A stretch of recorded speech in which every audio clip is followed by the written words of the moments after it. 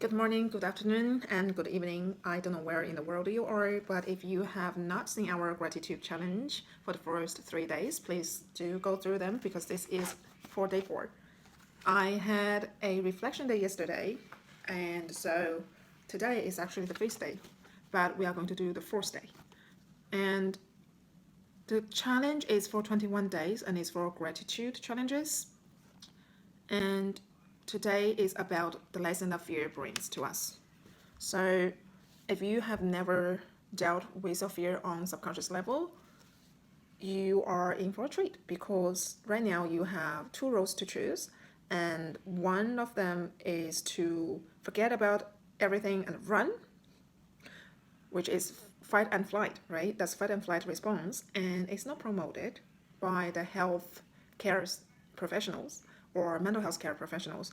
When you forget about everything and run, your subconscious thinks that you can't deal with things. So what it does is it will recreate the similar pattern in your life. So eventually that you would have to go and deal. And then from there you can heal it and rise above it. What would be a great idea would be to face everything bit by bit, not by a big chunk because you will be stressed and overwhelmed. But if you do little achievable healing steps, you can actually practically face everything and rise.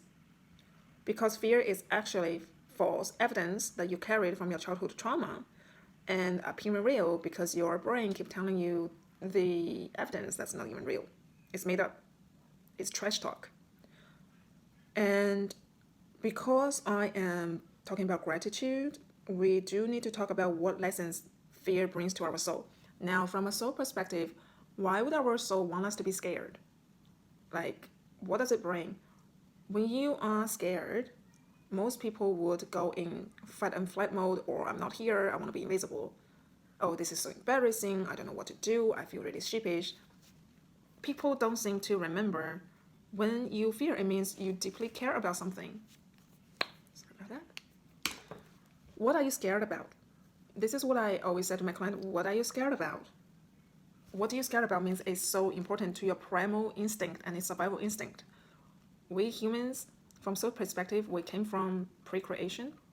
The void itself manifested in planets, solar systems, environmental systems, animals, plants, humans.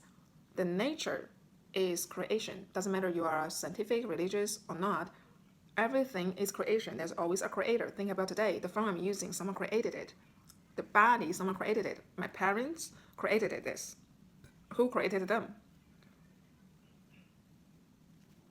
When the creation started, the fact is we are not the only universe. Exists. Our universe is called Alpha Omega, right? But there are many universes. So the fear for our collective in this universe is the fact that there's so many unknown territory, other universes still today not discovered. As a individual, your tribe is not the whole collective, it's one little group of the whole collective. It is manageable, but because we are the center of our tribe, because we need to create our own reality, if you are someone who is a leader, you would more likely to have a lot of anxiety and stress because you know that you have responsibility for not just yourself, but many people. This is true in working places, for school leaders, even for children who play some important role in their academic groups. As leaders, have a lot of pressure. It's because you really care about the possibility of expanding beyond your current limiting belief system. Because if you don't care, you wouldn't be here. The fear of not being enough, the fear of not having enough, the fear of running out of wisdom and sounds just like everybody else, the fear of losing a loved one, the fear of can't pay the health off because you may or may not lose job. These are all very real fears. The issue is most of us don't go in to face everything and rise. And the issue would also be you can't just forget everything and run. You can't just forget you got mouths to feed, job to fulfill. You can't just forget that people rely on you. So how do we face everything? Lots of people in the market talking about mindset. I want to tell you something. Your soul, you are living within your soul. Your body live within your soul. Energetic body live within your soul. Your soul is heart-based. When you are fearful, you are everywhere around your head. You're not connecting with your heart and you're not connecting with your gut. If you talk about mindset, it's all in the head. Whatever in the head, it goes in loop.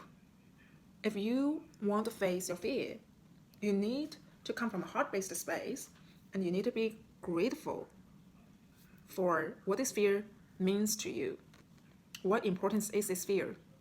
Fear of not having enough money is because the bill that you have to pay that's responsible for the possibility of your kids go to school another day, right? Fear of being kicked out on the street is because you don't want your kids to have nowhere to live. It's because the people and the love, that's what is important. The courage, the love, the people, the connection, the friendship, the lifestyle. Why do people fear of losing the lifestyle? Because it holds so many other aspects of life together. If you have to work 20 hours a day out of 24 hours, by the way, it's never happens. Some people have 3 jobs per day, almost 24 hours, and they only have 4 hours sleeping. Some people study for 8 hours and work for 4 hours, and then sleep for 4 hours and work for another 4 hours, right? So if people do that, they're not really being fully present to their wife, their kids, their husband, which is another fear of losing them. So when you have one fear, if you're not dealing with one fear at a time, it could become bigger and cause other fear and lose in other aspects of life.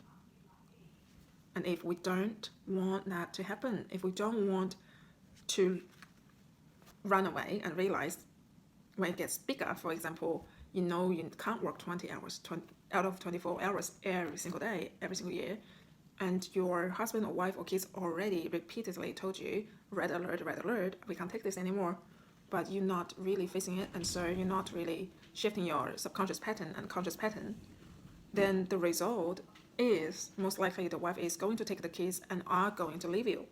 That is not a self-fulfilling prophecy. That is just common sense. So when this negative does happen in life, the first step of facing it is to not beat yourself up. We all have so many stories about how we were screamed at by our parents or teacher or peers, that in our subconscious we have a natural rhythm of things happened and I am freaking out. Practicing heart, gratitude, and strength and peace is going to help you moving through diversity and chaos.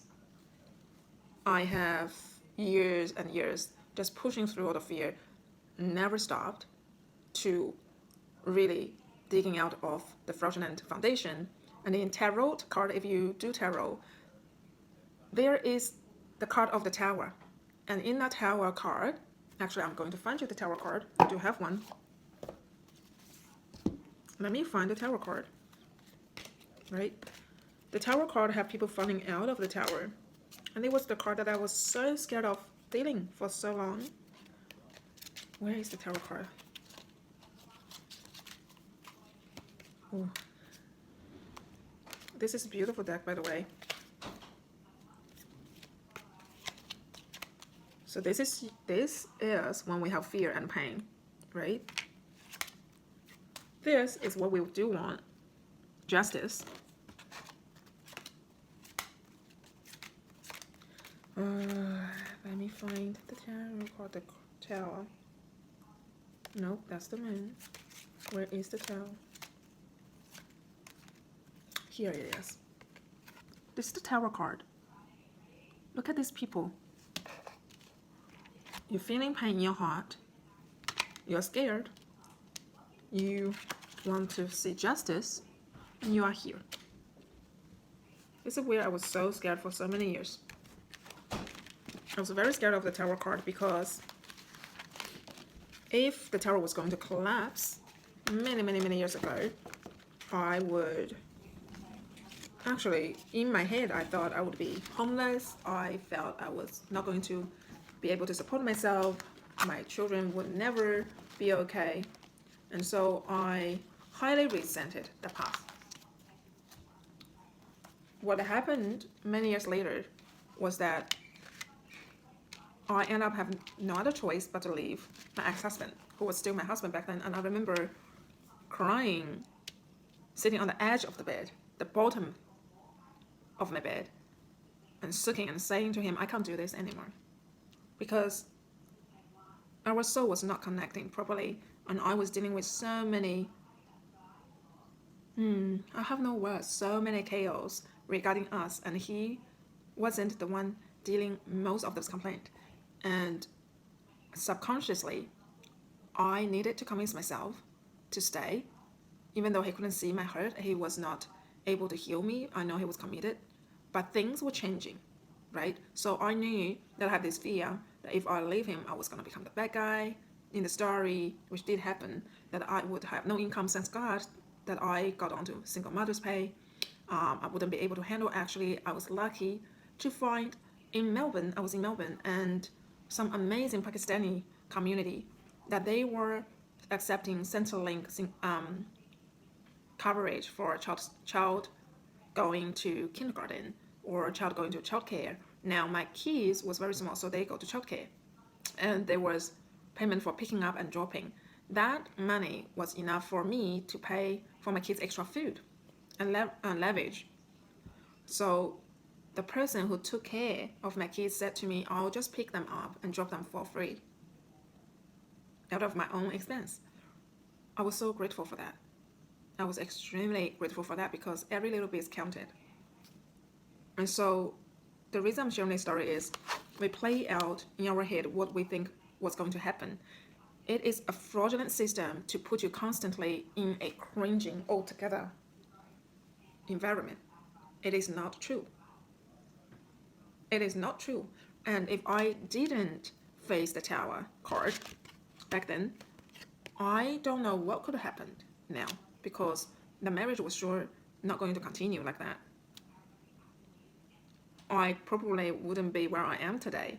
I probably wouldn't have learned how to heal myself, how to coach people, how to use tarot cards, how to do hypnosis, how to do NLP, how to do matrix therapy. And I probably wouldn't have the courage to face my trigger inside about, the nasty voices in my head that reminds me how I was treated people, which is a cause of many people having chronic pain. Most of us have chronic pain because of a soul cause, and it's linked to 1, 2, or 3 or more of your childhood trauma. This is why I keep bringing you to the childhood memories. So we talked about number 1 is not to forget everything and run, and number 2, face everything and rise, but by little achievable goals and little achievable steps. One of the important things is not to force yourself 100% into a goal, because when you go all the way 100% for a period of time, you get a burnout. Like people go to gym. They would go there every single day for 3 hours, and then on the 8th day, they are exhausted and they didn't go for another week. That's not our goal here. Our goal is that you go maybe for 30 minutes per day, but it's long lasting. If you do 30 minutes every single day, then you definitely can reach your goal. 30 minutes healing with your inner child, 30 minutes doing your practice, 30 minutes every day just for you. Give me a second, I'm going to shut the door.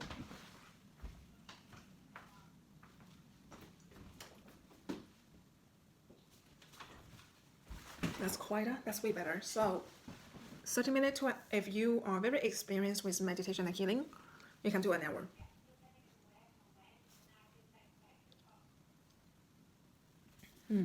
So, not to force yourself into overwhelm. Rest, drink plenty of water with lime. I know a lot of you drink cold water. If you are drinking tap water, please at least squeeze lime or lemon to alkaline your water. Okay, because the water system right now, there's a lot of chemical pollution out there. I'm not asking you to be fearful. I'm asking you to be resourceful for yourself. It's an invite, only if you want to do. I squeeze lemon in there, or I boil my water. So how do we make sure we don't have burnout? Is regularly rest and reflect and heal. When we take rest, we listen to meditations.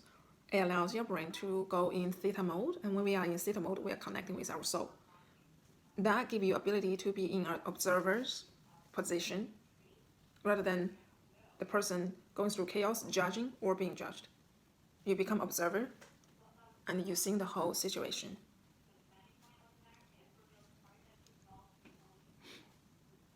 The whole situation, when you first observe in your meditation, you may feel triggered because you may or may not agree with the facts because we've been so trained with opinions and perceptions. Be grateful for the ability of having an opinion and feel okay to let go of those parts that no longer serve a higher purpose. If you feel they're linked to a part of you that have a higher purpose, but in a lower function, ask your higher self to recalibrate for you. If you never heard of what higher self means, higher self is your higher soul who have been with you in all your lifetime, knows all your lifetime on earth, and is in charge of your earth aspect. So you can ask your higher self to do the healing for you because it's ludicrous to say, oh, I can't get a professional healing unless I pay someone. Sure, you may have soul fractured, severe soul loss, but you have other parallel earth reality, earth timeline, and selves. Ask them. If part of your higher self can't do it, ask the rest of your this earth life timeline self or future earth timeline self or not. I only have this life, I don't have another life. And so some people, they learned the truth and the lies and they no longer wish to come back because they learned everything, and some people will come back. The importance is that you ask whatever you have in store for you as higher selves to come, and they have team. And I call that your superhero team because they are for you and you specifically, and you can call them 24/7 because where they are, there's no time limit. You can deal with your life with a 80 or 20 perception. 80% of your life is normal baseline or a above the line mentality, which means baseline and above is positive, baseline, below is negative. Negatives in life is going to happen, but you are meant to be neutral and positive as your designed divine structure as a human. But the negativity come from outside influence is basically just 20%. And they can only influence you if inside you there's a childhood trauma from a long time ago, or maybe it's when you were teen or adult. So knowing what is triggering you, it is so important. If you calm yourself down by saying, oh, it's just 20%, I still have 80% of good time and positivity, and that's okay, right? You feel okay, your body would feel less tense, right? You can see my body's responding. A lot of people have so much restraint around their chins and their neck and the shoulder because when you frown and you're like this, there's so much tension around your neck. And doing neck movement and jaw movement and massage your face when you feel tense and your shoulder. And put your hand on your heart and just remind yourself this is only 20% of life. Oh, what just happened there? It's only 20% of life. And focus on the 80% and start asking yourself, what evidence do I have to back me up on the 80%? And let it fill your brain, your heart, and your gut, which is your identification sorting center. Your gut takes all the info, send to your heart consolidate it, and then send to your brain. And then from brain, you have 7 different filters in the layers of your brain. You can Google it. We have cephalic brain, we have frontal lobe, we have sexual brain, we have gut brain, we have heart brain, we have sympathetic system, parasympathetic respiratory system, and yeah, the rest you can really just get a Google search of anatomy and they will show you everything about your brain. Knowing your brain's function will help you. If you feel resistance of your body not accepting your wisdom, you need to make a decision that your wisdom have to control your body, not your body control your wisdom. Because your wisdom comes from your soul, your body is a vessel responding. So make a decision to do your 18 and 20 today. And I want you to grab pen and paper. If you don't have, go ahead. I'll give you a minute. Go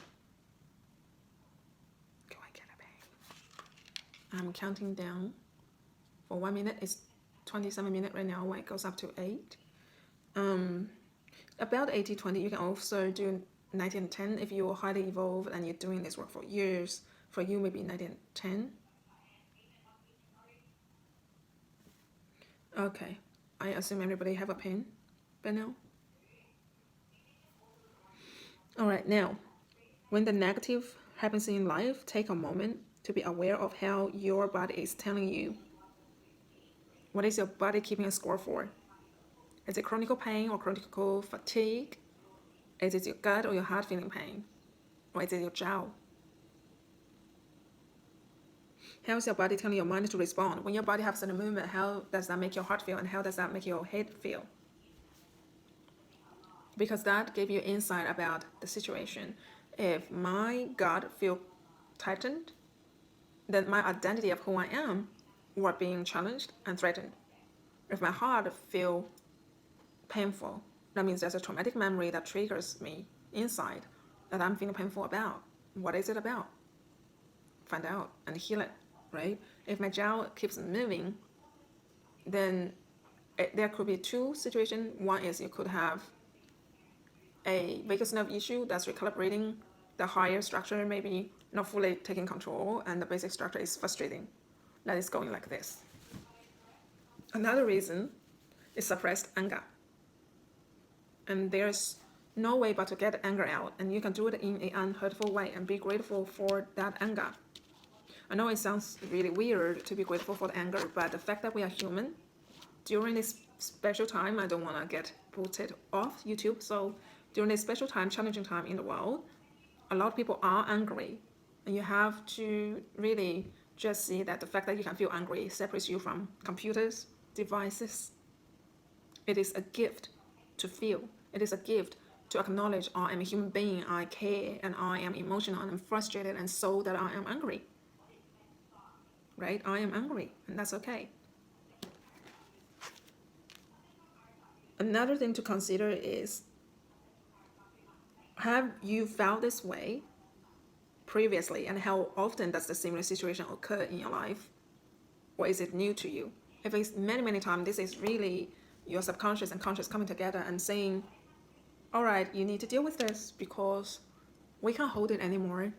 A lot of people get so angry or so anxious that they're shaking like this. And some people have protruding belly due to fear and anger. Not every weight problem comes from how much you eat. It could be emotional weight, and it could be anger weight. It could be storing fat to protect, which came from the caveman time. If it is new, journal it. Journal out how you feel. Journal out how you really want the situation to become. Journal out 3 little steps that you can do today to make yourself feel less anxious. Read a happy book. Drink a cup of happy tea. Have some sunbaking. Go for a swim if you have a swimming pool in your own yard. Go pick some flowers. Play with your puppies or kittens. Listen to classical music or opera. I love that. So it's doable. Tomorrow, actually, there's some more here. Also, I want you to also think about when this trigger is happening, did you have anxiety in the background? Not like, of course, you already feel anxious, but do you have some feeling from the back and the shoulder?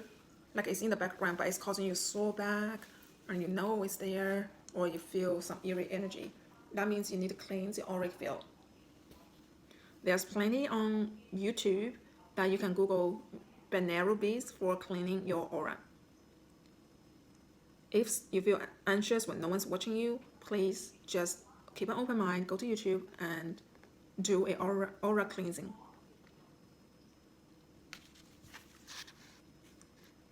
All right.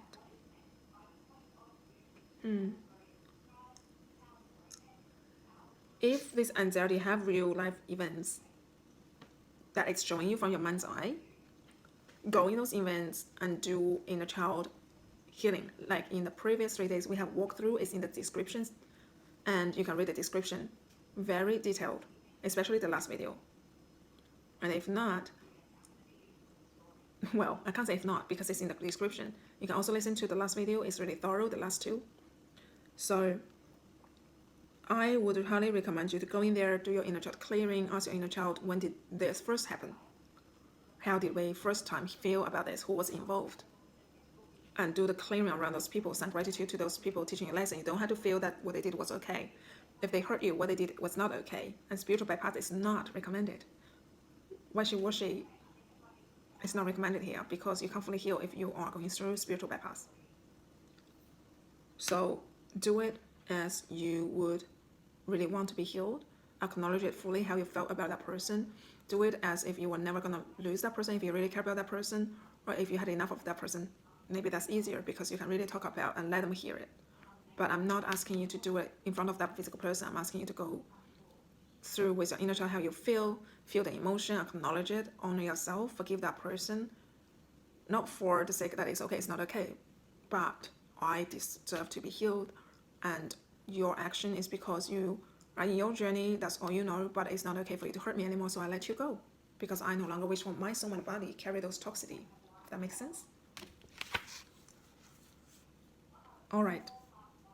So this is the homework for the day after hearing all of this. I would like for you to take the 3 events from yesterday that I asked you to go in with your inner child, for your inner child to pick 3 new triggers that she or he wants to heal the most. Whatever you chose is fine. And for you to really answer all the questions we discussed before, to go with the 80-20 perception, or if you really advanced 90 and 10 perception, and really go in to heal it. Answer this question with handwriting, because your energy is important and the universe knows right away. So answer it with honesty, unguarded. Don't feel definitive. Don't feel like I have to make a better answer. You are only lying to yourself if you do that. Nobody else have to know about this. It's only between you and me. So please do it unguarded, non-defensive, raw, emotional, truthful. Whatever may arise that have been challenging for you emotionally, physically, mentally, spiritually, just ask your heart self to join you and hold your inner child.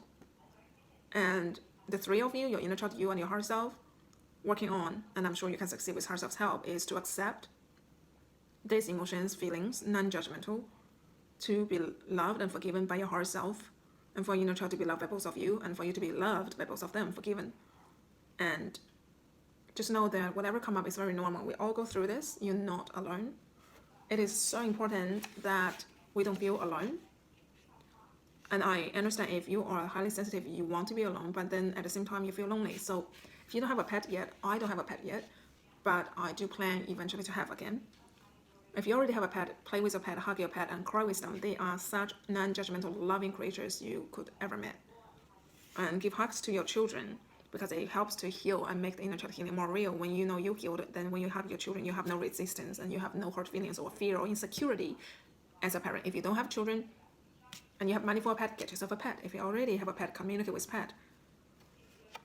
That is a challenge that is optional, but I would say if you have the ability, do it, because it will help you so much. Yeah, and the rest we will do tomorrow, because tomorrow on the 5th day is for healing. I just take a note here. Day 5. Tomorrow we are going through a healing protocol.